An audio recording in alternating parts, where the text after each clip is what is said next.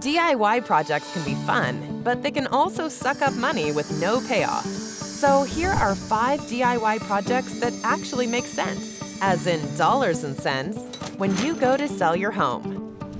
Number 1. Refresh your kitchen cabinets. If the cabinets are in good shape, adding a fresh coat of paint or stain will dramatically transform the feel of the entire kitchen. Be warned, even though painting isn't difficult, it's still time-consuming and it needs to be done right. Number 2. Create curb appeal. Making a great first impression on home buyers is one of the quickest ways to boost your home's value.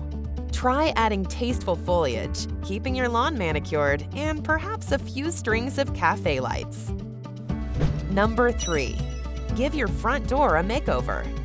A fresh pop of color at the front door is a quick and easy way to enhance your home's curb appeal. Number 4. Add more storage. Home buyers love seeing space to store their stuff. Adding a pantry in the kitchen, a new storage unit in the garage, or even closet organizers will maximize that valuable storage space. And number 5. Small maintenance repairs.